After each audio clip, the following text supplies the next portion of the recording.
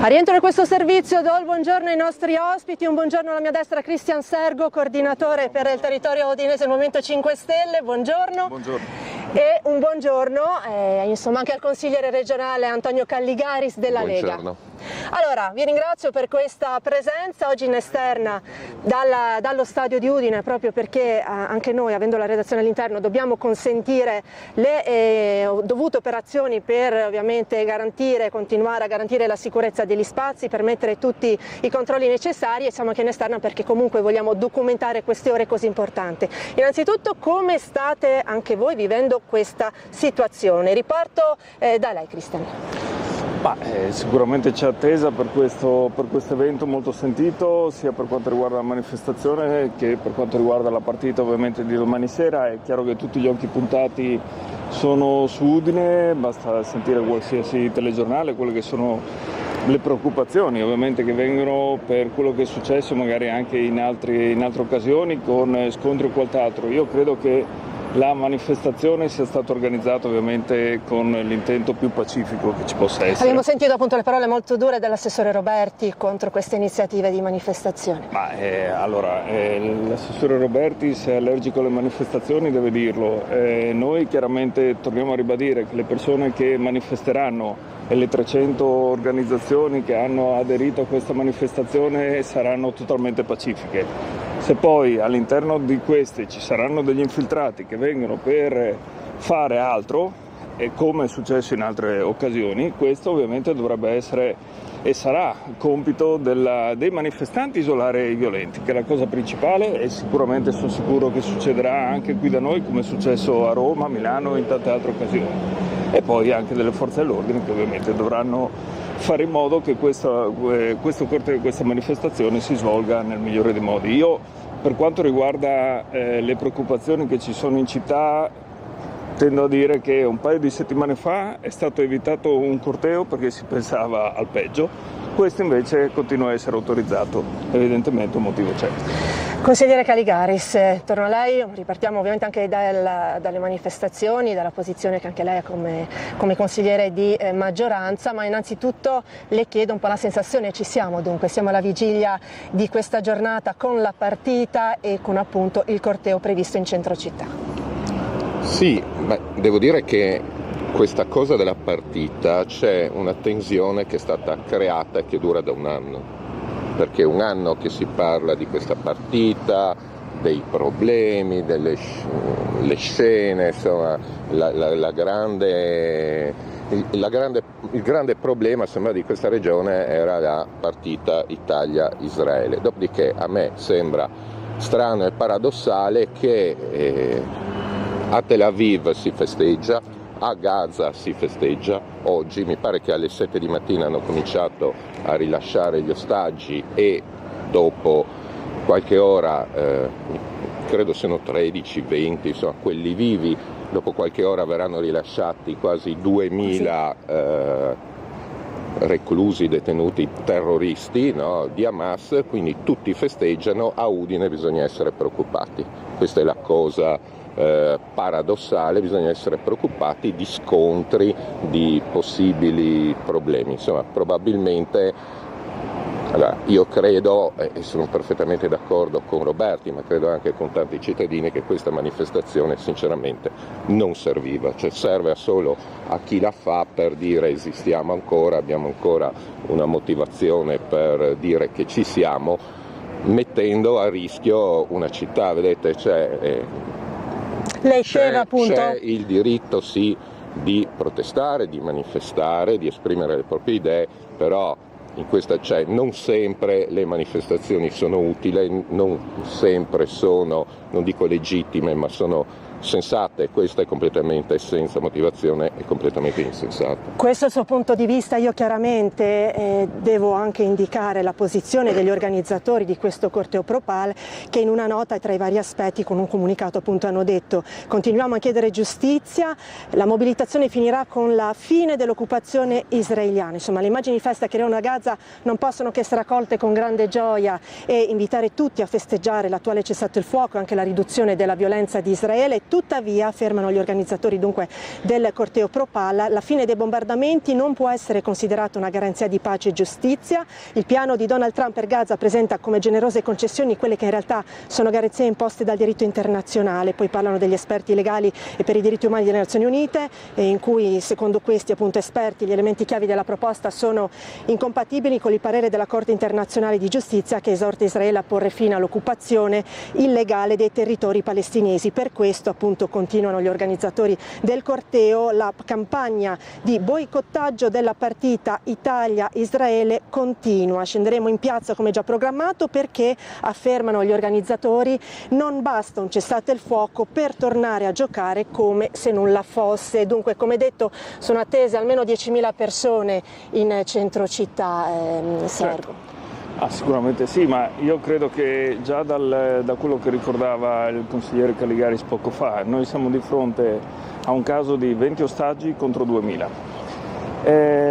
Lasciamo perdere i morti, perché si parla sempre ovviamente e giustamente dell'attacco del 7 ottobre che condanniamo tutti quanti, che va condannato, bisogna condannare i colpevoli, ma vorrei capire cosa c'entrano i 20.000 morti come bambini di Gaza e della Palestina in questi 2 anni con l'attacco a dei colpevoli a cui poi si è chiesto di negoziare anche la pace, perché senza la firma di Hamas, quindi non del popolo palestinese o del pseudo governo palestinese, si è chiesta la firma proprio ai terroristi e abbiamo anche sentito dire che ci saranno 2.000 terroristi rilasciati liberi circa. E questo sarebbe il grande accordo di Trump. Ora, a parte che mi pare risultino solo 250 condannati per terrorismo, gli altri 1.750 sì. Ci sono situazioni di vario tipo. Ecco, esatto, per cui poi vogliamo sempre generalizziamo, ma insomma questa è la realtà. Io credo che comunque il focus principale di tutte le proteste che ci sono state in tutta Europa, soprattutto dove poi ha giocato anche Israele, ultimo caso anche in Norvegia qualche giorno fa, anche lì si era già firmato il trattato di pace, per cui non è una questione italiana, non è una questione del governo italiano, perché poi il vittimismo fa parte della nostra premier e quindi è ovvio che debba personalizzare qualsiasi cosa. Non credo che in Norvegia protestassero per far cadere il governo Meloni, in Norvegia protestavano per ricordare a tutti quanti quello che è successo in 2 anni, quello che noi anche come Movimento 5 Stelle abbiamo ricordato spesso e volentieri in Parlamento, quello che solo qualcuno un paio di mesi fa ha iniziato a dire, che Israele aveva superato il limite, e noi in queste condizioni crediamo che finché Israele non terminerà con questo tipo di azioni che portano solo a maggiore tensione nell'area, non certo a maggiore serenità, non sia il caso di farla giocare all'interno di manifestazioni come queste, dove, voglio essere preciso anche su questo, noi non siamo per eliminare o far vietare le manifestazioni sportive agli atleti di Israele. Nel tennis, in questo momento, il nostro Yannick Sinner, i nostri tennisti giocano tranquillamente con i tennisti russi. La Russia però non può giocare alla Coppa Davis. Perché? Perché rappresenta uno Stato, rappresenta un governo, e noi questo ovviamente lo vorremmo che succedesse anche per quanto riguarda ovviamente Israele. Abbiamo tante volte ragionato anche in questi giorni, ovviamente anche con lei, consiglieri, anche di questi aspetti. Comunque, insomma, abbiamo visto la posizione anche del governatore Federica, che ha detto io domani sera sarò alla partita, anche il ministro Ciriani ha detto che malgrado l'impegno a Roma, insomma, aveva intenzione, se l'impegno lo consentiranno, di essere presente, questo nei giorni scorsi. Lei sarà presente, consigliere, alla partita? Io no, io non ci sarò, perché non c'ero neanche un anno fa, non frequento gli stadi di solito, diciamo così, però il Presidente ha detto, appunto anche il Ministro Ciriani, ci saremo, per esempio magari il Presidente Federica è anche un grande appassionato di calcio, fra l'altro, no? Cioè lui è spesso qui in stadio a Udine, però credo sia anche una presenza doverosa. Tra l'altro mi sembra, prima mi sono dimenticato, ma mi pare che anche che l'Italia deve vincere per andare agli spareggi, fra l'altro, no? Quindi una cosa. Allora, io credo che la presenza sia un atto importante, non dico dovuta, cioè normalmente sarebbe addirittura dovuta a un presidente o in caso di almeno un assessore, no? Se non fosse Il fatto che viene anche il ministro è proprio il messaggio, è per dire andiamo avanti. Qualcuno dice che questa doveva essere addirittura oggi, questa partita, una grande festa. No, esatto. Vado a riprendere le parole esatte. Anche Cappuozzo, Tony Cappuozzo ha detto lo stadio doveva essere una festa, perché si è raggiunto un cessato il fuoco dopo 2 anni, dopo tante tragedie, e non è che c'è solo un cessato al fuoco, si avvia un processo, no, che può essere costruttivo e può risolvere, no, quella situazione. Per l'amor di Dio, sono 80 anni che la situazione è là, però credo che solo in pochi momenti c'è stato questo spiraglio, c'è stato per gli accordi di Oslo e poi sono finiti malissimo, no? E c'è adesso. Quindi continuare, no, sembra un po' pretestuoso, anche perché questi che manifestano. Allora, io ho visto che c'è un collettivo studentesco, gli organizzatori, i palestinesi in Italia, l'associazione Calcio e Rivoluzione, cioè di cosa stiamo parlando? C'è il diritto comunque di manifestare e di esprimere le proprie idee. Certo, però le proprie idee sono contro il colonialismo di Israele, boicottiamo Israele, è una cosa a senso unico. Cioè qui quelli che manifestano stasera non manifestano per la pace. Manifestano per la pace, manifestano contro Israele. Allora si può essere contro Israele, quello che volete. Mi pare che Israele il suo passo importante per la pace l'ha fatto. Stiamo parlando che il governo israeliano, ricordo 10 giorni fa quando si parlava della possibilità di un accordo, diceva addirittura diamo l'amnistia a tutti i terroristi di Hamas. Diamo l'amnistia a gente che qualcosa ha fatto delle barbarie indicibili. Allora continuare, ed è giusto, cioè, per amor di Dio, forse protestano anche ad Oslo, vuol dire che la sinistra europea, la sinistra ancora, questo ha ragione la Meloni, ho detto anch'io l'altra settimana, cioè sono gli unici rimasti ancora, cioè tutti cercano di arrivare all'accordo di pace, lo firmano, bisognerà discuterne, si sono messi d'accordo su 4 punti, ne mancano 20, 17, ci sono 16, sì, 20 punti. Sono 20 punti, il percorso sarà lungo. No, il percorso sarà lungo, gli unici che continuano e che non cedono sono appunto la sinistra. Determinati settori della sinistra, da noi alcune forze politiche, la CGIL, l'USB e i collettivi, insomma, proviamo a chiederci qualcosa, no? È chiaro che la sua posizione è molto critica. Sono gli ultimi fedain che restano lì, insomma, no? Poi di sicuro magari dall'altra parte le ragioni sono considerate. Ormai è una questione psicologica, sociologica, insomma. Non spetta a me difendere le parti, ma è chiaro che la posizione stride con quella poi ovviamente della controparte, dei manifestanti. E io ricordo solo, posso parlare col mio microfono, lo so, quindi prima di riporle di nuovo il microfono sotto anche il suo volto, ricordo appunto le parole del ministro Luca Ciriani che aveva appunto anche ricordato il consigliere Calligaris, ha detto appunto questa partita può e deve essere la prima festa dello sport e della pace dopo la firma dell'accordo storico.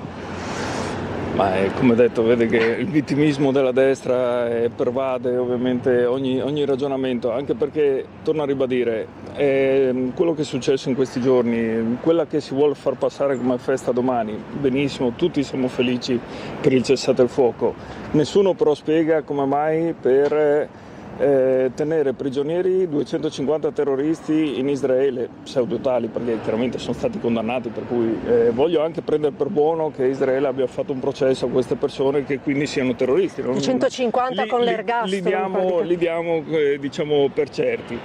E questi sono ancora vivi e verranno rilasciati, e per prendere altri, perché questo abbiamo visto ovviamente in 2 anni, altri terroristi in Palestina in questo periodo abbiamo distrutto una città, Io non so se si rendono conto a destra delle immagini che vengono da Gaza alla Palestina, dove la gente festeggia, può tornare nelle proprie case non ci sono più acquedotti, non ci sono più fognature, gli hanno distrutto tutto quello che c'era per vedersi cosa poi ritornare 250 terroristi. Allora io credo che chi vuole strumentalizzare, perché a questo punto si tratta di mera strumentalizzazione, tutte le manifestazioni che ci sono e che ci saranno e che ci sono state anche negli ultimi mesi, dovrebbe ricordare quello che è successo in questi 24 mesi e il motivo per cui la gente scende in piazza, perché non vuole più rivedere queste scene, non vuole più rivedere gente civile massacrata,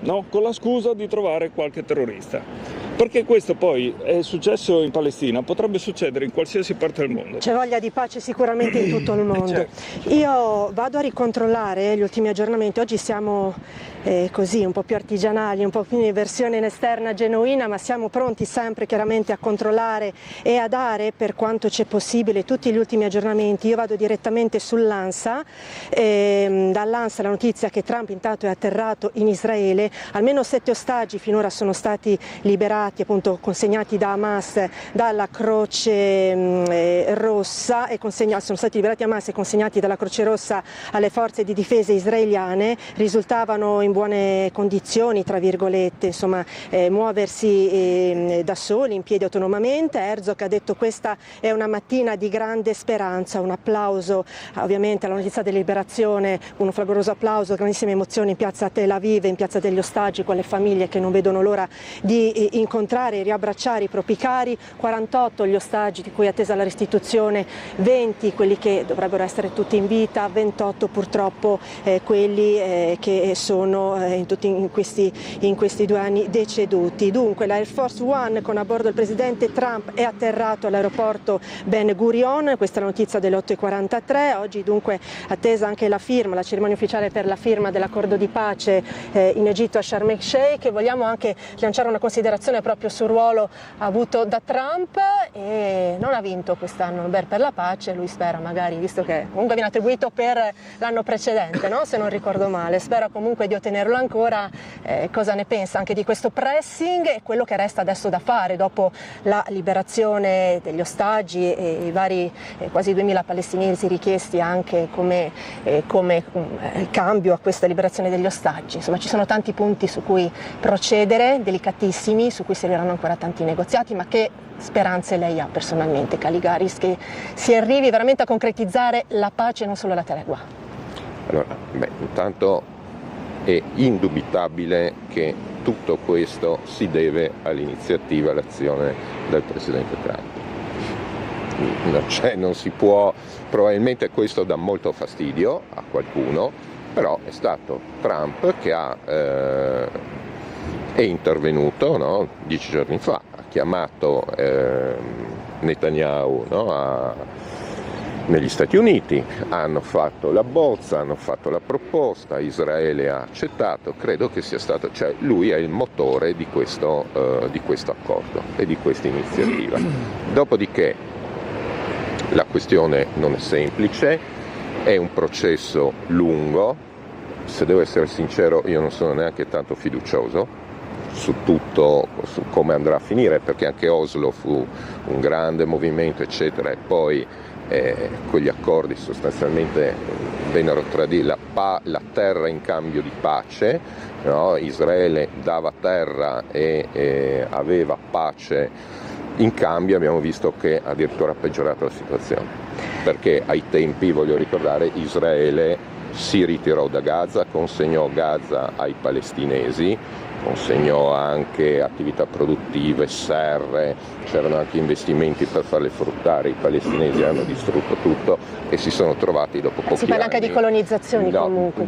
Mi pare un po' difficile colonizzare, là avevano rilasciato il territorio, gli avevano lasciato anche esempio le serre pronte per andare avanti, addirittura con degli investimenti per andare avanti, e i palestinesi cosa hanno fatto? Hanno semplicemente devastato e saccheggiato tutto, io credo che loro siano così, quindi, e hanno utilizzato tutti gli aiuti, tutti gli investimenti, non per fare il bene della gente, ma per costruire tunnel, costruire bunker e bombardare Israele. Quindi la terra in cambio di pace abbiamo visto che non funziona, perché il palestinese, se gli dai 1 metro, sposta di 1 metro, no, la rampa per lanciare i razzi contro Israele. Allora questa è la soluzione e la situazione. Io credo che adesso il grande ragionamento è, uno, sostanzialmente la smilitarizzazione di Hamas, no? Il fatto che Hamas non può intervenire o essere presente nelle sue forme militari nel nuovo governo di Gaza, no? Cioè che qui c'era difficoltà di consegnare tutte le armi. Altrimenti si torna a pre-7 ottobre, cioè torniamo a quella situazione lì. E vorrei anche dire, e questo lo dico anche da italiano, io non credo adesso, sì è vero, Gaza è stata distrutta, sono stati bombardati, ci sono stati dei bombardamenti, voglio ricordare che Israele usa anche armi mirate, no? Cioè non bombarda, poi apriamo un capitolo.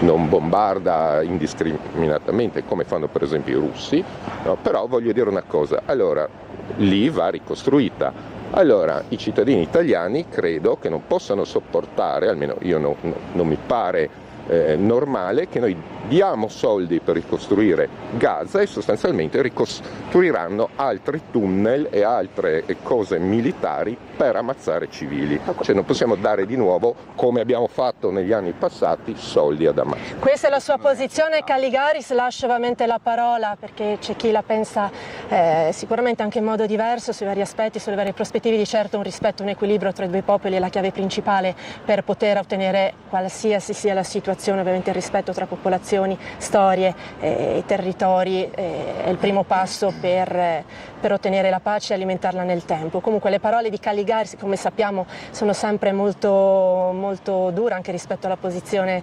di Hamas, di quanto è avvenuto. Una parola ancora di replica a lei, Sergo, su anche le prospettive che lei ha su questo processo di pace, su cui ha fatto pressing in primis appunto il presidente Trump, e poi lanceremo anche la pubblicità. Sì, grazie a Emanuele che mi indica anche questa necessità. Certo, ma come detto, generalizzare non serve mai a nulla.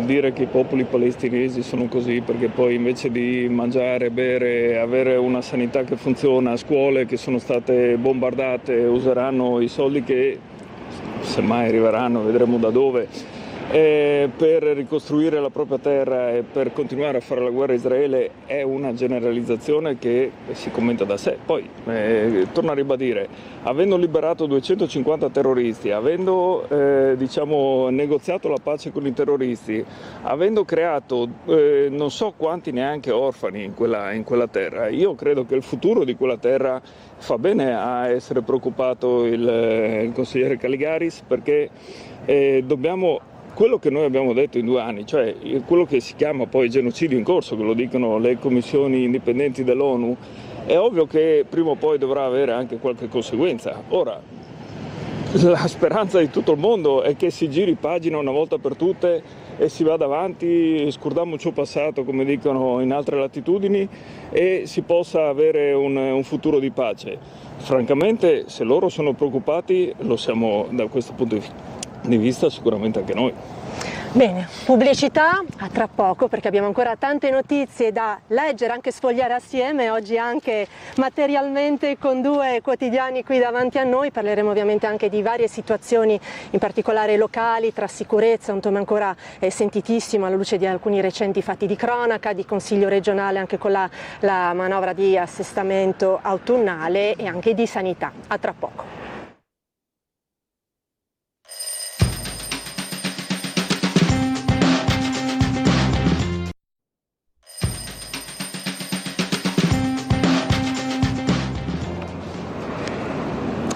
Bene. Ben ritrovati in Sveglia Friuli in questa versione in esterna della nostra rassegna stampa con il dibattito politico insieme ai nostri ospiti, il consigliere regionale della Lega Antonio Calligaris e il coordinatore per il territorio provinciale udinese del Movimento 5 Stelle Cristian Sergo. Allora, ovviamente stavamo pochi minuti fa riflettendo sulla situazione in corso in Medio Oriente, con questi passi in avanti anche nel percorso, si spera, di pace concreta attraverso questa fase intanto di restituzione importantissima, emozionantissima degli ostaggi, lo scambio con i quasi 2000 anche palestinesi che dall'ottobre 2023 sono stati incarcerati dal governo israeliano. Ricordiamo che circa 250 sono stati condannati all'ergastolo e la prevalenza 1700 e oltre non sono stati comunque coinvolti nell'attentato anche del 7 ottobre di Hamas, quindi questo era giusto chiaramente anche ricordarlo. Si guarda dunque alle misure di sicurezza, ricordiamo che appunto siamo qui all'esterno dello stadio in un tratto di via Candolini, quello più adiacente al cimitero dei Rizzi. Vedete alle nostre spalle il varco d'accesso dove solamente le persone autorizzate possono entrare dopo uno scrupoloso controllo da parte delle persone addette alla sicurezza, presenti anche le varie rappresentanze delle forze dell'ordine. Saranno 2 giorni intensi, le misure che sono già entrate in vigore comunque da sabato, giornata di sabato, e che comunque continueranno, su cui, lo ribadisco, TV12 continuerà a informarvi nel corso dei nostri spazi informativi. Allora, rispetto alla manifestazione Propali, il corteo che è in programma domani a Udine con partenze intorno alle 17:30 da Piazza della Repubblica e poi un percorso che si snoderà nelle vie nella zona di Borgo Stazione, alcune vie centrali per arrivare poi in Piazza Primo Maggio. Sono circa poco più di 2 chilometri di percorso. Come detto, sono attese per questo corteo circa 10.000 persone anche da fuori regione. Si spera che non ci siano infiltrati, persone che abbiano intenzioni violente. Si spera ovviamente da parte degli organizzatori l'intenzione che tutto proceda per il meglio. E allora, coinvolti dalle misure anche di sicurezza conseguenti anche a questa manifestazione, gli esercenti del centro città, nei giorni scorsi, nel fine settimana, il nostro Omar Costantini è andato a raccogliere dei commenti in alcuni dei luoghi principali di questo percorso del corteo. Sentiamo cosa hanno detto 3 almeno degli esercenti collocati in questo tragitto. Sentiamo. Il 14 ottobre per Udine è una giornata particolare, cerchiata di rosso tra manifestazione Propal e la partita Italia-Israele. Per capire come si comporteranno i gestori dei locali abbiamo raggiunto 3 di questi. Il primo, la Campana d'Oro in piazza Primo Maggio, dove è previsto lo scioglimento del corteo pro-Palestina. Noi di solito restiamo chiusi, la nostra giornata di riposo è il mercoledì. In questo caso, data il corteo, data l'ordinanza venuta fuori ieri, per non incorrere in nessun tipo di problematica né per noi né per gli altri, cerchiamo di cambiare il giorno di chiusura, quindi martedì chiuso, mercoledì aperto. Non a caso siamo venuti da lei perché proprio qui ci sarà poi lo scioglimento del corteo. Sì, qui ci sarà il rompete le righe. Diciamo che noi ci auguriamo che sia una manifestazione assolutamente pacifica, perché Udine veramente non ha bisogno di questo tipo di manifestazioni. Seconda, il Bire, una zona neutra della città in piazza Losoppo, fuori dal cerchio, a metà strada tra piazza Primo Maggio e lo stadio. Il 14 ottobre, 20:45, il Bire Bar è chiuso. Il Bire sarà sempre aperto, come sempre aperto per i tifosi, per le partite udinese e le partite più importanti. In quel caso teniamo aperto e facciamo vedere la partita. Non penso ci saranno problemi, questa è la mia opinione, ma insomma abbiamo superato inglesi, abbiamo superato di tutto, quindi anzi gli inglesi qua sono stati benvenuti. Non so adesso cosa può, non penso neanche che siamo neanche visibili come birrificio, siamo un po' interni, il bar lo teniamo chiuso, terremo accese le luci così per dare un po' su Piazza Lo Soppo far vedere la presenza, ma siamo chiusi. A concludere il nostro tour ci siamo spostati alla trattoria da Daila, al quartiere dei Rizzi, a pochi metri dallo stadio, in piena zona rossa. Allora, voi il 14 terrete chiuso? Terremo chiuso, sì, perché appunto è stata istituita una zona rossa attorno allo stadio e quindi zona di nostra pertinenza, e vista la partita precedente Tottenham-Paris Saint-Germain e appunto questa limitazione dell'alcol in primis per problemi di eventuale sicurezza, sì, abbiamo deciso di tener chiuso. Questa dunque è la posizione di alcuni commercianti, di alcuni esercenti, hanno richiamato anche la partita tra il Tottenham e il Paris Saint-Germain, dove comunque anche qui, malgrado le preoccupazioni in vista di questo evento, tutto è filato per il liscio. Si spera che sarà anche così in questo evento, si spera e si sta cercando di lavorare per questo nel territorio. Sicuramente sì, come ha detto, l'intento di chi ha organizzato è sicuramente pacifico e non è di sicuro una volontà di venire a mettere a ferro e fuoco una città.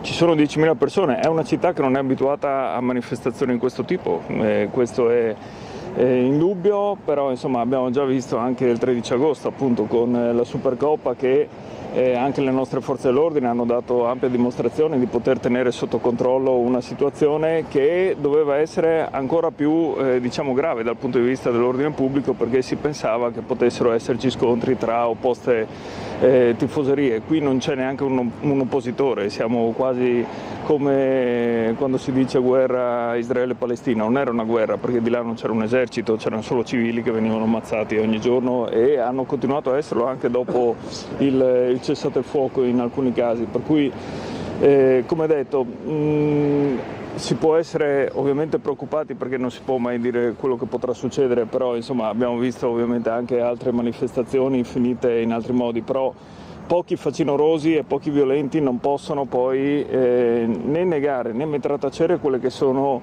i pensieri e la volontà di manifestare di 10, 15, 5.000 manifestanti, quelli che saranno domani qui a Udine.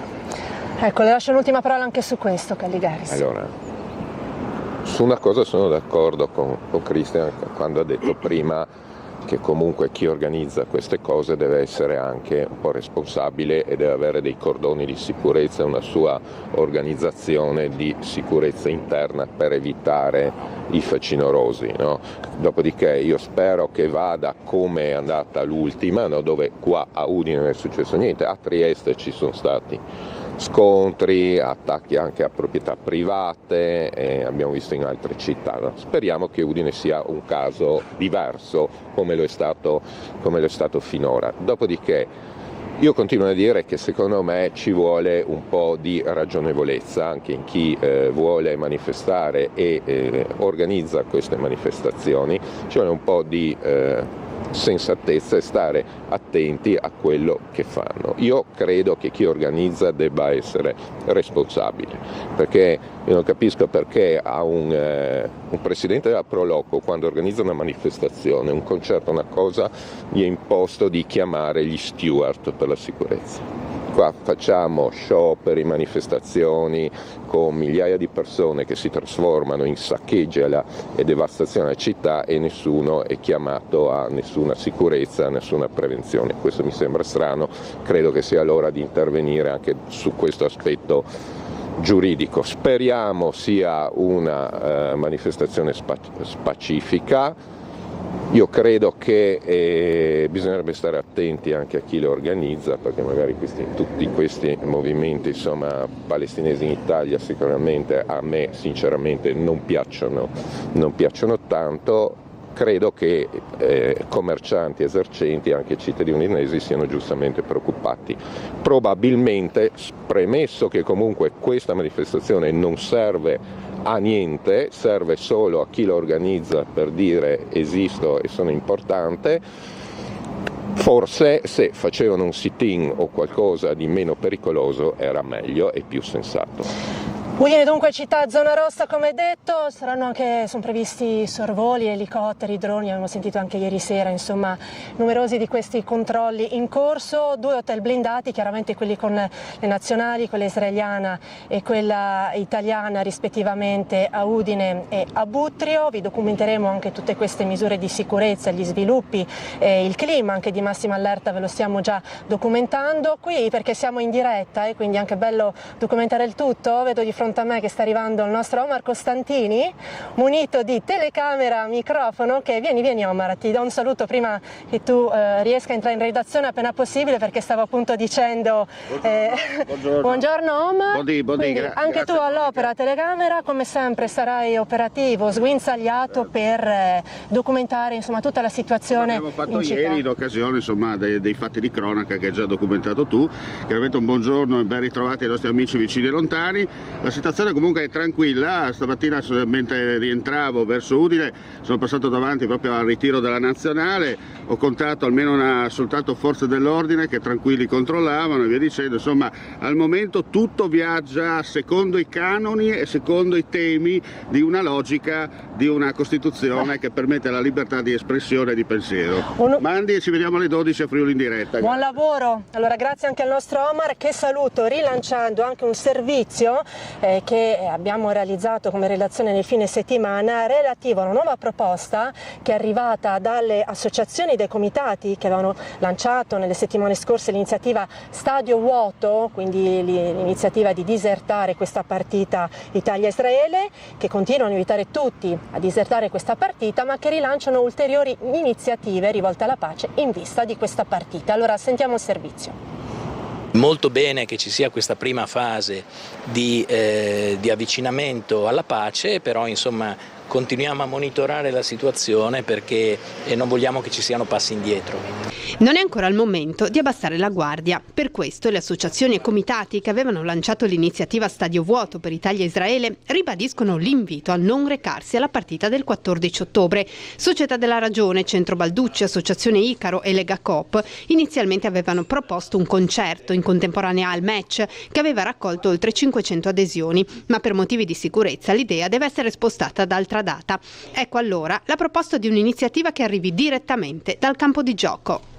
Si potrebbe pensare appunto a un segno di pace sulle maglie oppure a interrompere la partita per un minuto di raccoglimento, di silenzio di entrambe le squadre perché siamo tutti vittime di quello che è successo, proprio per aiutare un pensiero che arrivi anche agli spettatori e insomma è un po' a tutta la cittadinanza.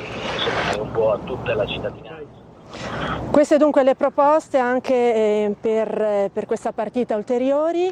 Io richiamo anche la posizione del sindaco De Toni che già ha fatto sapere che sarà presente non allo stadio, andrà alla veglia del Vescovo perché è stata organizzata una veglia per la pace dalle 18 alle 20, poco prima quindi dell'inizio della partita, una veglia di preghiera per la pace organizzata dall'Arcivescovo Lamba, un appuntamento che poi ha spiegato anche l'Arcivescovo era stato programmato da tempo raccogliendo l'invito del Papa di intensificare la preghiera per la pace. Abbiamo già anche parlato della posizione espressa dal sindaco dell'amministrazione di rinviare questa partita in conseguenza ai fatti internazionali, comunque poi la partita si terrà, questa è la posizione anche di De Toni. Abbiamo quindi le ultime notizie anche da Omar rispetto alla situazione della circolazione stradale, dell'hotel che lui ha visionato, almeno di una delle due nazionali, tutto al momento resta tranquillo. Cos'altro dire adesso? Guardiamo intanto come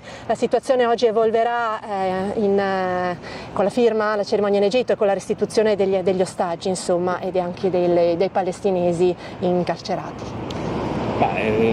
Io credo che il minuto di silenzio dovrebbe essere la cosa minima che si debba fare in questa occasione per ricordare tutti quelli che hanno perso la vita in questi 2 anni a partire dal 7 ottobre, ripeto, perché è giusto ovviamente ricordare e condannare tutto quello che è avvenuto in questi 2 anni, sia l'attacco terroristico sia la spropositata reazione del governo italiano. Io ricordo a tutti che quello che si vuole rivendicare è che dovrebbe essere poi il fondamento della pace del futuro, è la certezza del diritto internazionale. Noi in questo momento abbiamo una Corte internazionale penale che ha dato un mandato di cattura al presidente Netanyahu israeliano e che non si vuole far rispettare.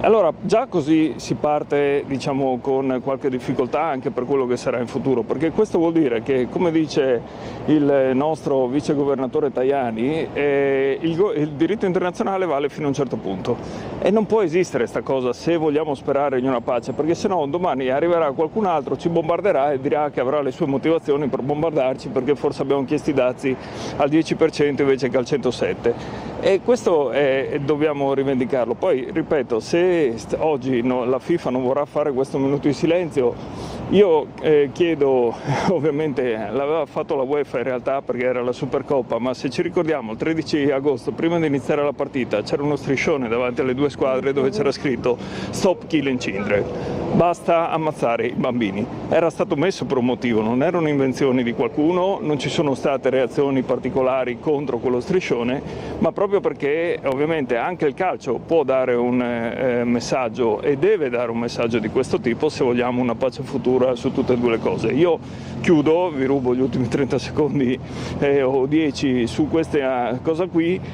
Si è parlato spesso del doppiopesismo, no? Perché la Russia no? Perché Israele sì?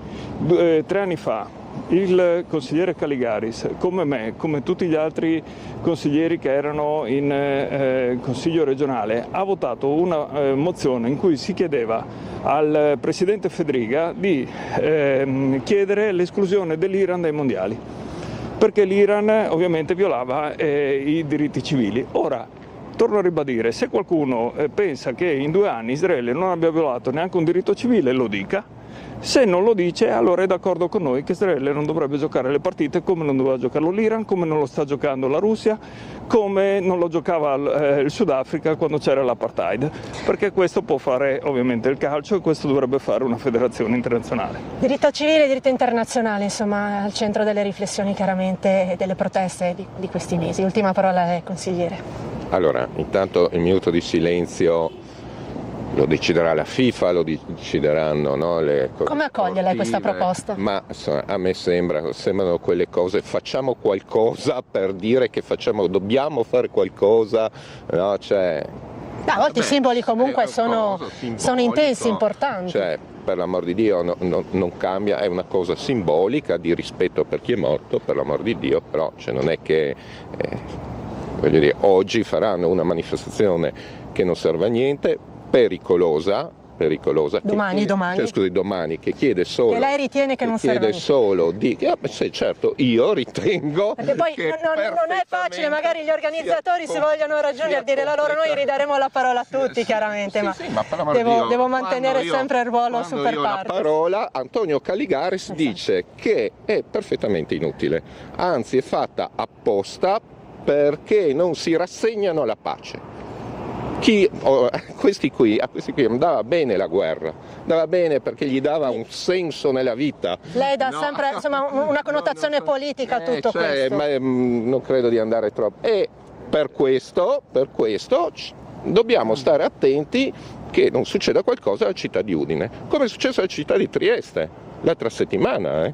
Cioè a Trieste hanno preso a calci le auto di cittadini che andavano una parte di infiltrati. No, una parte di infiltrati, non mi sembravano né tanta parte né tanto infiltrati, mi sembra un corteo di gente che ha cominciato a sfilare, ha assaltato la stazione, si sono uniti i migranti di Porto Vecchio, del Silo, scusate, che hanno cominciato anche a dirigere, no? E questo è il rischio. Allora secondo me bisogna avere anche un po' di sale in zucca quando si pensano a fare le manifestazioni. Dopodiché, ripeta qui per ho detto, quindi ce l'hai contro il questore che l'ha autorizzato. Questa è ragione, perché quando il questore limitò al sit-in il coso del comitato, io dissi, io capisco il questore che di fronte a determinate frasi scritte su Facebook o su dei messaggi può preoccuparsi. Su questo ero perfettamente d'accordo e lo dissi proprio da voi. No?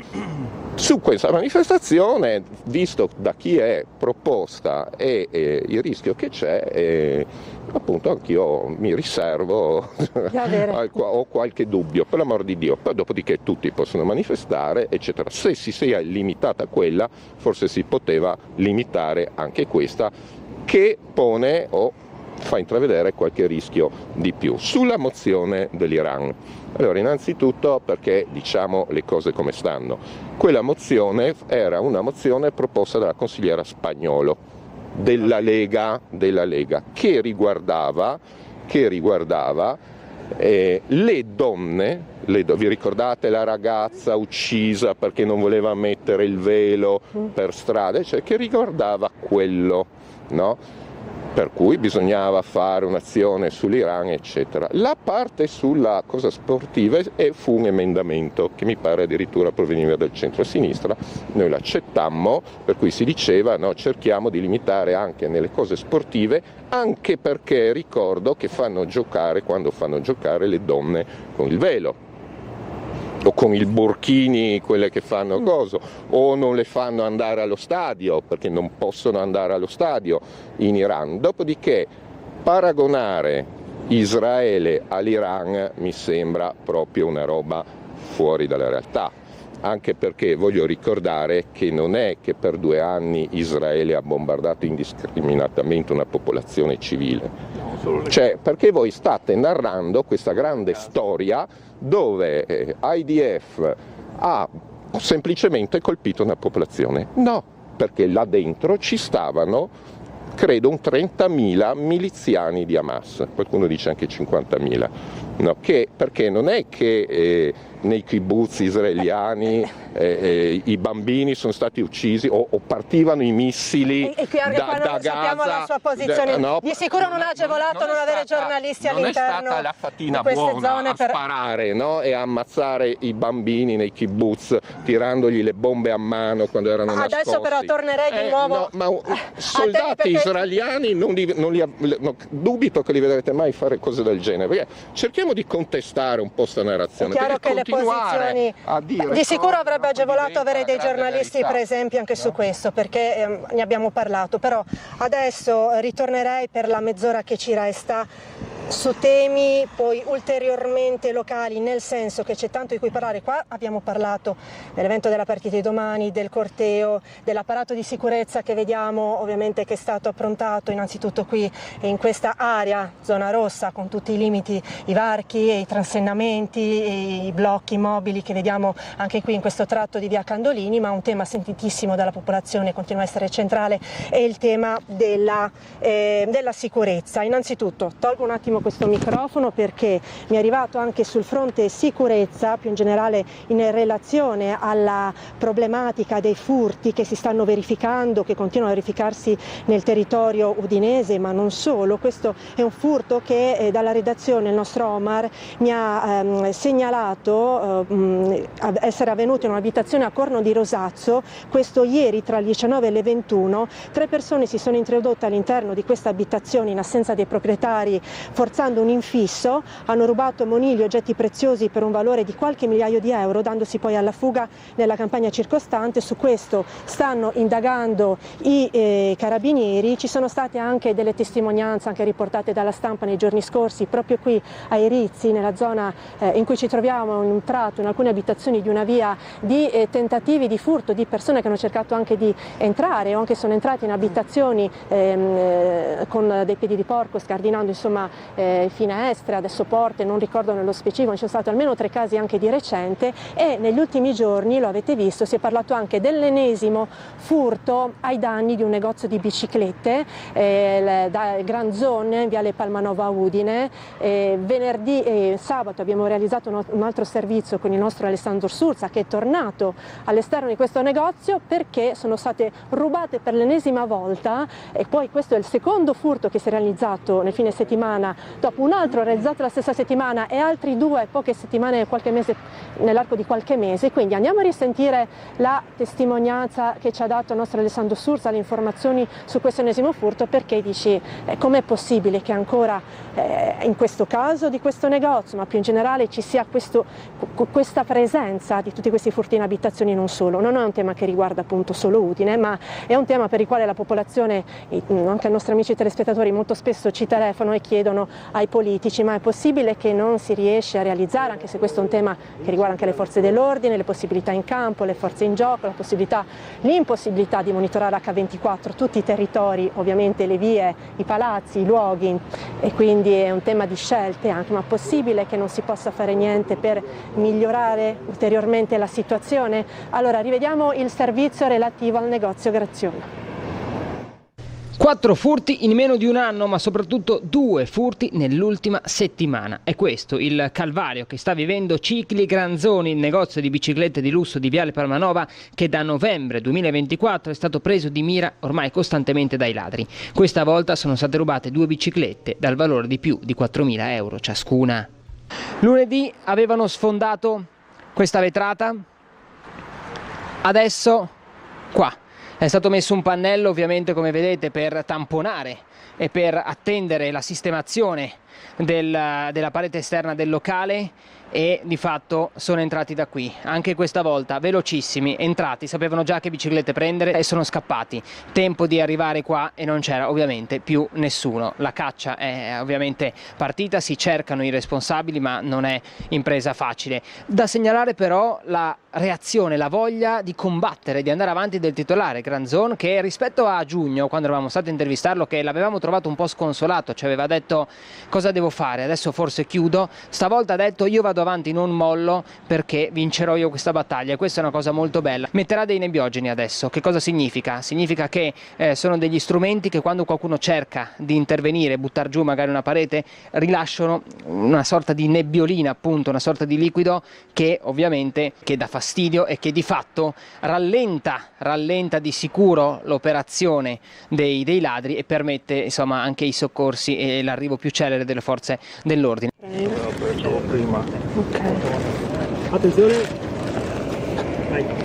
Questo dunque quanto si è verificato in Viale Palmanova. Riparto da lei, consigliere Calligaris, insomma, in primis l'amministrazione regionale come può cercare di intervenire ulteriormente anche, non so, rispetto alla manovra autunnale che ha avuto il via libera in Consiglio regionale. C'è qualche aspetto che possiamo ricordare inerente alle scelte per favorire il più possibile dotazione uomini anche sul fronte della sicurezza delle forze dell'ordine? Allora, diciamo che questo è un problema che si acuisce di solito da questo periodo in poi fino a Natale, no? È il periodo dei saccheggi delle case, anche in estate abbiamo visto negozi, comunque. No? C'è un periodo in cui aumentano, soprattutto nei piccoli paesi. Questa cosa di 2 furti in una settimana del negozio è una cosa veramente, insomma, che colpisce. Allora, cosa succede? La regione su questo sono anni che investe con i sistemi di sicurezza proprio per i privati. No, per aiutare la gente a dotarsi, no, di telecamere, di inferriate, di sistemi di sicurezza. Vengono finanziati anche i comuni per le telecamere. Io ricordo che una delle cose più utili forse per i comuni e per tutta la sicurezza dei cittadini sono quei sistemi che si pongono magari di fronte, in un paese, la metti nelle principali entrate e uscite del paese, sono quei sistemi intelligenti che riconoscono le targhe, ti sanno dire se hai pagato il bollo, se hai fatto tutto, e addirittura auto rubate, auto segnalate, no? I famosi furgoncini bianchi rumeni che hanno sempre girato per questa regione. Dopodiché metto sempre le mani avanti, non fare tutto un'erba un fascio comunque. Lo dico sempre, tiro le orecchie ai nostri telespettatori e ai politici quando avviene, quindi devo farlo anche con lei, consigliere. Sicuramente non erano furgoncini bianchi statunitensi, diciamola così, no, credo. Può capitare, no, che però siano nazionalità anche diverse. Però ce n'era una particolarmente famosa, non vedo perché non si possa dirlo. Allora, il vero problema poi, che è un problema di sistema di questo paese, è l'effettività della pena, che se anche questi li individui e li prendi e vengono rilasciati il giorno dopo, questo è il problema di sistema del Paese Italia, che in questo senso va risolto, no? Lavorare sulla riforma della magistratura, sulla riforma anche del codice penale, questo va fatto e va fatto in maniera decisa, lì ormai bisogna intervenire. Sergo, cosa aggiungiamo anche per il territorio udinese? Anche lei avrà letto, no? Ha seguito queste vicende, cosa può dire? Che cosa si può fare di più a suo avviso? Certo, ma allora, innanzitutto mi immagino già il vicegovernatore Anzil che attacca il sindaco di Corno Rosazzo, perché la situazione a Corno Rosazzo è diventata invivibile evidentemente per i propri cittadini. Un po' di ironia nel suo commento. No, ce l'aspettiamo, perché è giusto che intervenga e dica che a Corno di Rosazzo non si può vivere, perché se gente subisce queste cose in casa è evidente che c'è un problema anche lì, come c'è un problema a Povoletto, dove c'è stata un furto, una rapina in un'altra azienda da 100.000 euro 3 giorni fa. Quindi è ovvio che se non si arriva a capire, io posso comprendere tutti i meccanismi di videosorveglianza, telecamere, possono aiutare, sicuramente avranno anche aiutato, però forse non funzionano neanche più come deterrente se continuano a succedere queste cose. E allora, come abbiamo spiegato più volte anche nelle vostre trasmissioni, quello che a me piacerebbe sentire anche da chi diciamo in questo momento governa Regione e Stato, perché poi tante cose sono ovviamente diciamo di competenza statale, le forze dell'ordine, tutto, ma la stessa giustizia che si diceva prima. Mi piacerebbe sentire anche parlare di prevenzione di questi furti. E come si possono prevenire questi furti? Evitando che la gente vada a rubare. Come si può evitare che la gente vada a rubare? Dandogli un futuro, dandogli una sistemazione, dandogli una certezza anche diciamo economica, perché poi se noi non risolviamo queste problematiche ci troveremo sempre con gente che ha bisogno di andare a rubare per sfamare i propri figli, se stessa, la famiglia o quello che è, e perdiamo di vista la motivazione per cui vanno a rubare, come gli spacciatori. Mi dice, comunque a livello sociale danno un supporto, anche se poi le scelte sono personali, non è mai giustificabile il fatto poi chiaramente di... Capiamo il senso generale. Sì, però... ma io voglio capire che tra questi ladri che vanno all'interno delle case ci sarà anche qualcuno che guadagna 10.000 euro al mese. Dubito, ma potrei anche far finta di capirlo.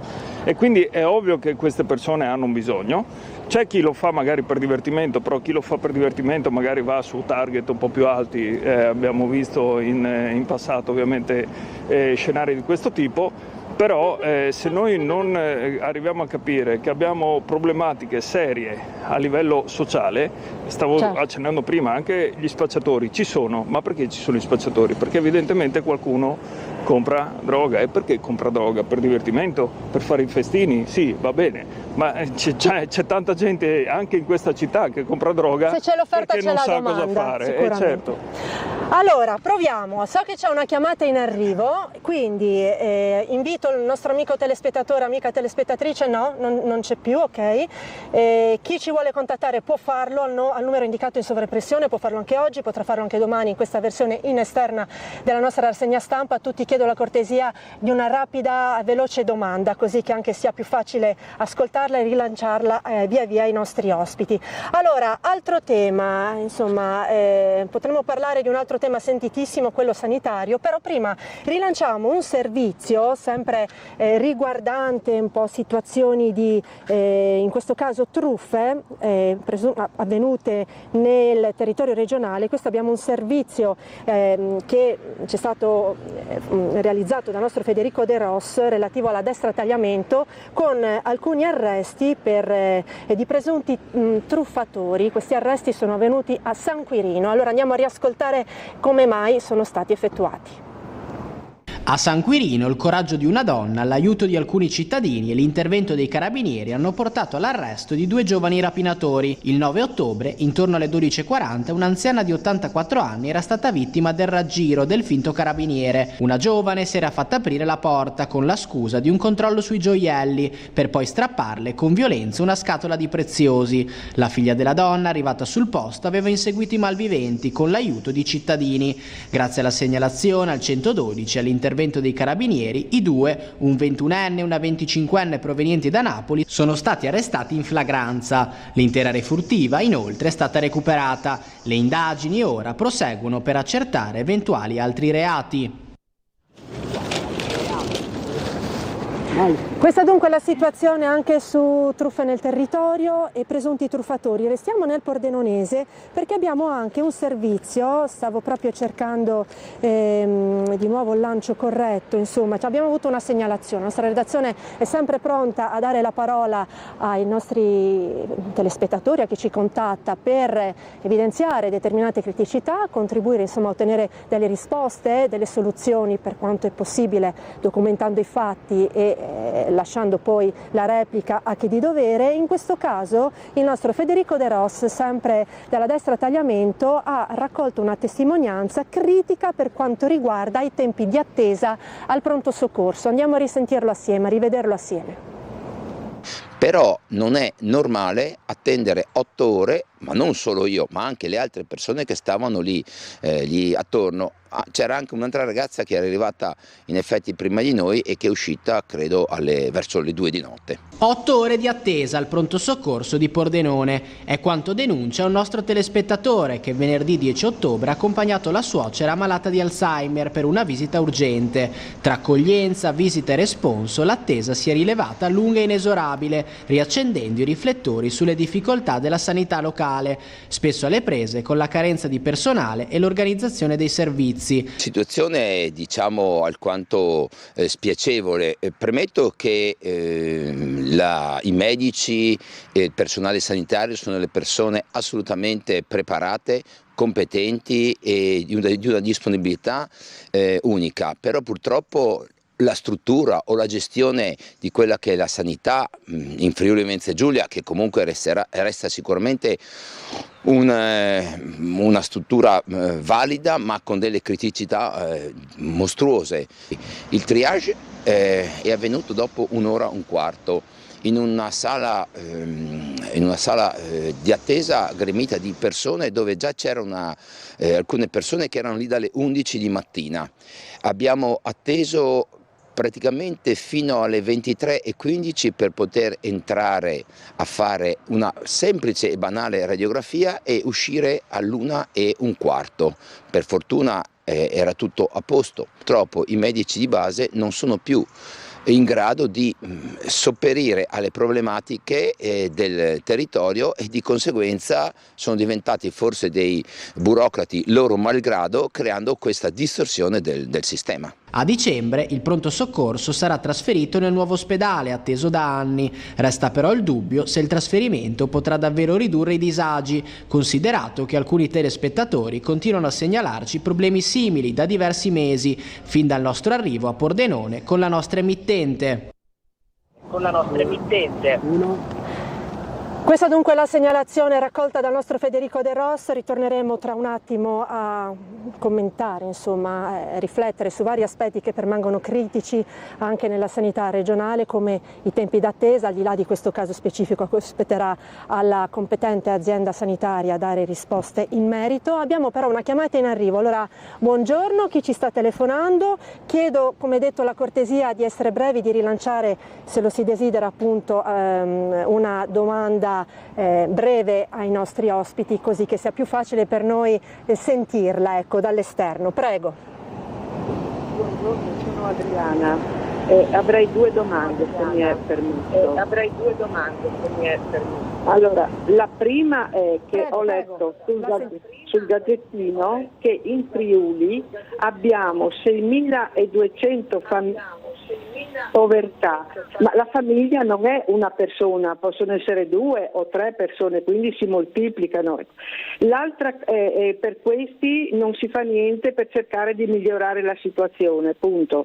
La seconda, quello che mi preoccupa veramente per il nostro territorio, è quanto ho sentito ieri sera, una dichiarazione di un imam dove dice bisogna ammazzare gli ebrei e i cristiani perché sono i nostri nemici. Ecco, quindi stiamo attenti a quello che noi importiamo a casa nostra. Grazie. Grazie. Adriana, lei, sappiamo la signora Adriana è preoccupata anche dei flussi migratori, ci contatta spesso per questo tema, ma ritorno, prego, siamo tutto adesso tranquillamente in diretta, non importa casomai se le pagine, però vedo la prima pagina, ripartiamo innanzitutto allora da qua, da quest'ultimo aspetto, grazie consigliere, molto gentile.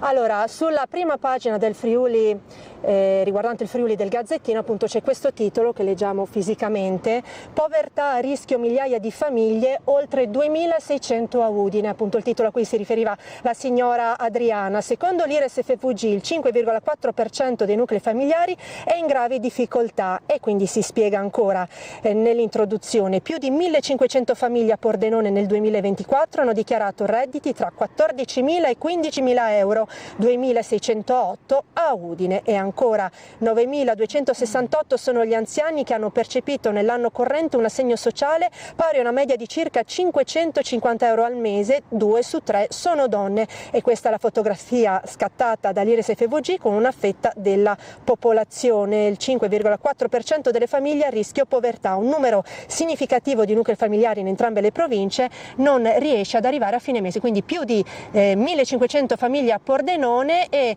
2608 a Udine nel territorio provinciale, quindi immagino.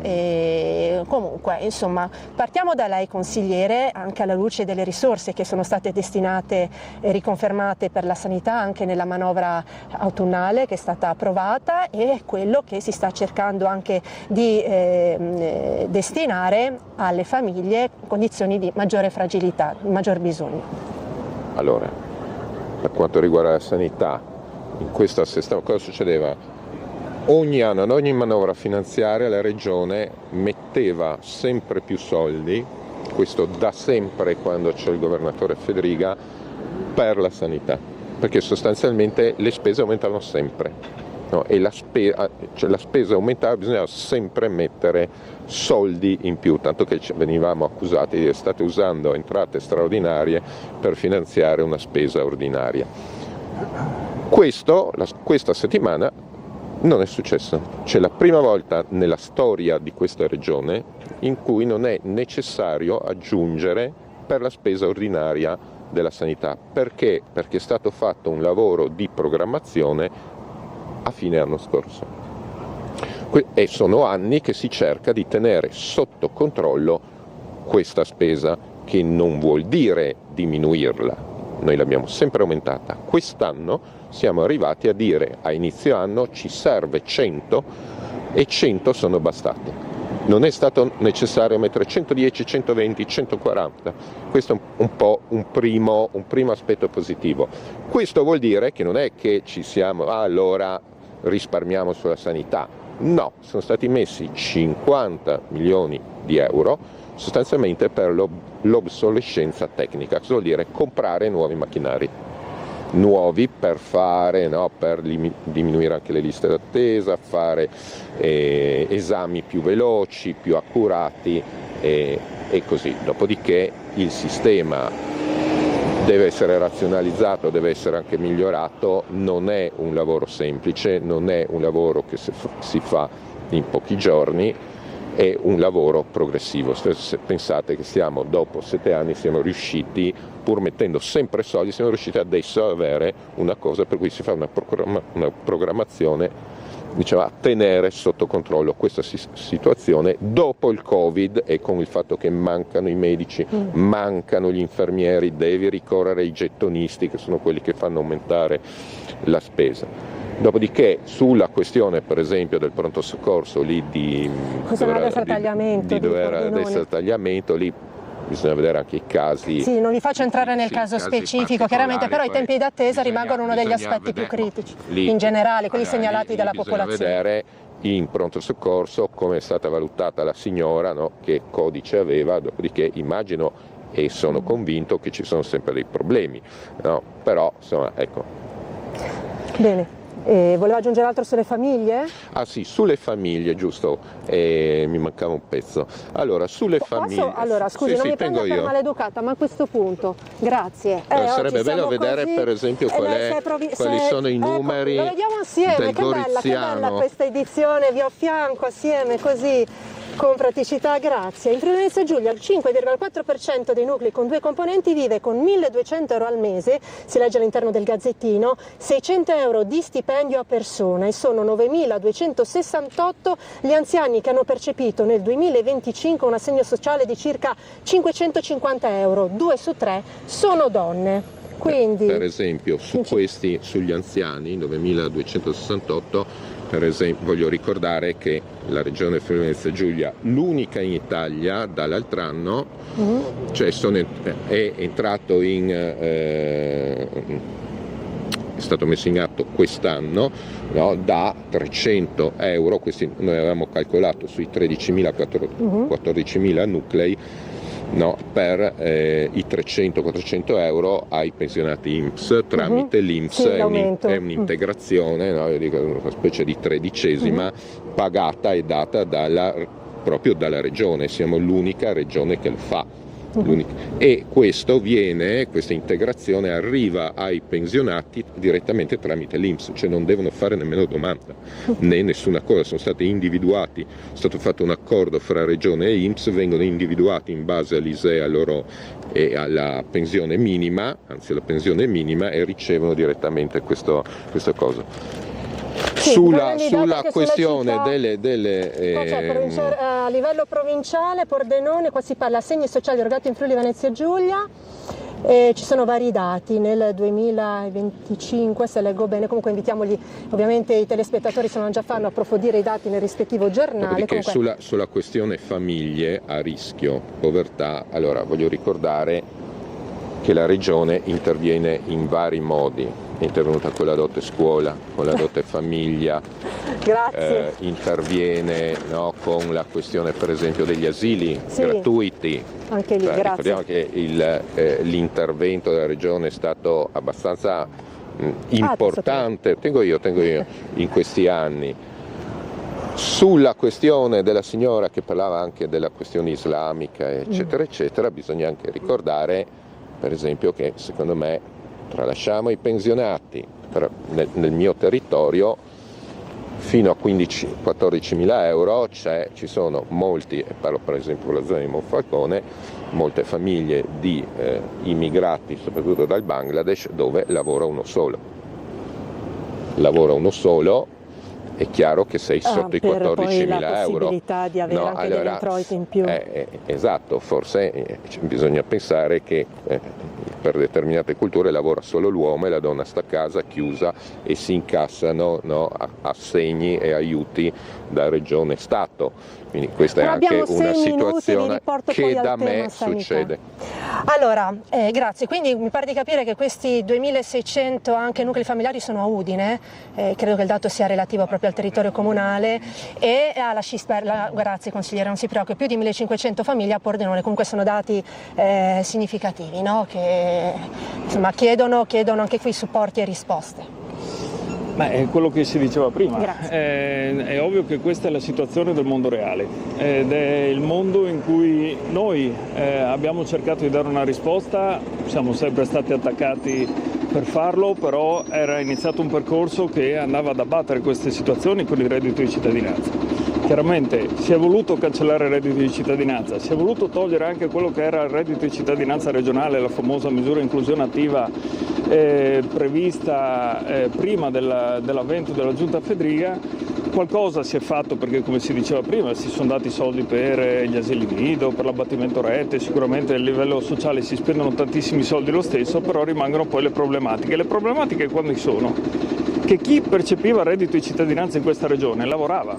Queste persone lavorano per avere un reddito di 12.000 euro e se non arriviamo a capire che evidentemente abbiamo un problema anche di salari, queste persone non riusciranno mai ad arrivare a fine mese. Ora, che si voglia di nuovo generalizzare, sono tutti immigrati che lavora solo uno e devono abbadare a 3-4 figli, va bene, generalizziamo, sarà così, lo chiederemo all'IRES, si possono chiedere direttamente i dati, l'IRES è un ente regionale, per cui è facile, è vicino a noi poterlo chiedere, però è chiaro che è una forzatura, ci sono moltissime famiglie che lavorano in cooperative, lavorano in aziende dove non arrivano neanche a 1.000 euro al mese di stipendio e che hanno una problematica. Non so se devo andare avanti con sanità e il resto. Adesso ritorno, volevo leggere velocemente anche dal giornale, ora lascio questo, sì, poi anche prego. sul reddito di cittadinanza sappiamo, tra le posizioni sui migranti e la cittadinanza avremmo dovuto avere ancora più tempo e allora in maniera molto artigianale, ecco qui, vedete intanto gli ingressi, insomma, le misure in corso, non sappiamo, qualche allarme no, è scattato un allarme d'auto ma non allarmi di altro tipo. Allora apro con voi questa pagina e quindi in merito ai titoli di oggi sul Messaggero Veneto per l'attualità, doppia pagina, visite mediche e la grande rinuncia, un report Gimbe in cui evince che l'8,5% dei cittadini sceglie di non curarsi, sono saliti a 101.542 nel 2024 contro i 60.925 del 2023. Andiamo a leggere qualche frase in più di questo articolo di Marco Balli. Oltre 100.000 residenti del Friuli Venezia Giulia hanno rinunciato nel 2024 a una visita o un accertamento medico, come se l'intera popolazione di Udine, scrive il collega giornalista, di fronte alle liste d'attesa o a costi troppo alti avesse scelto di non curarsi. E questa dunque è la fotografia che emerge dall'8° rapporto Gimbe sul Servizio Sanitario Nazionale. In regione le persone che hanno fatto a meno di una o più prestazioni sanitarie sono aumentate di più di 40.000 unità. Tra i fattori chiave i medici di medicina generale calati di quasi il 13% dal 2019 al 2023, il sovraccarico dunque di pazienti anche che pesa e anche la dotazione cruciale di addetti sanitari, ma chiaramente incideranno, questo lo aggiungo io, mi permetto, la situazione anche economica, no? Per cui tra le varie difficoltà sicuramente c'è chi rinuncia poi a controllarsi e anche la spesa insomma è alta anche per diverse famiglie, tutto un insieme di fattori che ormai siamo quasi in chiusura, in 5 minuti non è possibile affrontare nell'insieme, ma l'ultima parola ora riparto da lei e poi replica al consigliere Calligaris. Ma certo, questo è uno degli aspetti peggiori poi, no? Dei risvolti contro, diciamo, per chi è in povertà e decide di non curarsi, non perché abbia altre scelte di vita, ma perché non ha i soldi poi per andare avanti con le varie cure e non ha neanche tempo di aspettare poi quelle che sono le liste d'attesa, perché poi qui evidentemente la rinuncia a cosa è dovuta? A sentirsi dire torna fra un anno e mezzo quando va bene, e ovviamente qualcun altro magari va e sceglie la via privata per potersi curare, altrimenti smette proprio di curarsi e quindi sappiamo questo cosa comporta. C'è un problema anche quello che si diceva prima legato al pronto soccorso, ovviamente perché si intasano il pronto soccorso? Perché la sanità sul territorio non funziona, l'avete detto voi, mancano i medici in medicina generale, mancano le strutture, adesso si vuole aprire queste case di comunità, sicuramente potranno essere un aiuto grazie ai fondi del PNRR portati dal Presidente Conte. Però bisogna poi riempire queste scatole, perché se rimangono scatole vuote e se non abbiamo il personale da metterci neanche dentro le case di comunità non è che risolveremo molto la situazione, perché toglieremo personale dagli ospedali, li metteremo di lì e i pronto soccorso avranno altre difficoltà. Io chiedo solo al consigliere ex collega Calligaris se si ricorda quanto spendevamo noi di sanità nel 2018, cioè quando tutti e due siamo stati, io rieletto e lui eletto per la prima volta in Consiglio regionale, perché se non ci ricordiamo questo diamo anche delle informazioni che sono, diciamo, non dico fuorvianti, però non diamo tutta la realtà ai cittadini. Se non se lo ricorda lui, lo ricordo io, noi spendevamo circa meno di 2,5 miliardi l'anno, adesso ne spendiamo più di 3 miliardi. E però diciamo che ci mancano infermieri, ci mancano medici e abbiamo delle problematiche. Ora, è chiaro che i costi evidentemente sono aumentati in questi anni, ma provate a chiedere a una delle persone di cui discutevamo prima del problema della povertà se hanno visto il loro stipendio aumentare del 20-30%. Allora, siamo in chiusura, ma chiaramente replica ultima lei, consigliere Calligaris, sulla sanità. Allora, come sempre nella stessa pagina si vede, no, che sì, invitiamo chiaramente, oggi non riusciamo a mostrarla agevolmente, ma sul Messaggero Veneto ci sono tante informazioni. La spesa è alta perché Friuli Venezia Giulia anche cerca, con varie difficoltà, è durato tanto tempo, di spendere, no, sul personale. Ricordo che questa settimana sono stati fatti nell'emendamento Jolly, nell'assestamento, sono passate due cose importanti. L'accordo è stato formalizzato in legge, l'accordo con i medici di base, per utilizzarli nelle case di comunità e per dargli, no, degli sgravi, sono delle facilitazioni che per le dottoresse in gravidanza, no, e con 104 avranno meno assistiti. Allora io credo che uno dei grossi problemi, la Regione ha cercato di intervenire sulle liste d'attesa. Primo 2023 sono stati messi, mi pare, 20 milioni per ridurre le spese. Questa cosa è arrivata a 40-50 milioni di spese ed è vero, i dati ci dicevano, era anche sui giornali, l'avete anche messo voi, che le liste sono diminuite nei tempi di un 30%. Il problema è il numero di medici di base che non ci sono, e questo crea anche l'intasamento. Va detto che intorno al 2027 pare, no, si tornerà a un livello di medici, un numero di medici di base pronti, laureati, specializzati sul territorio sufficiente per colmare questo buco che c'è stato. Dopodiché io credo che bisogna comunque sulla sanità bisogna starci addosso, perché è il coso principale ed è, guardate, questa cosa delle persone che non si curano. Noi siamo accusati di voler privatizzare la sanità, noi vogliamo far sì che le persone che non si curano possano andare in una struttura privata in tempi buoni, pagati dalla Regione. Questo vogliamo noi.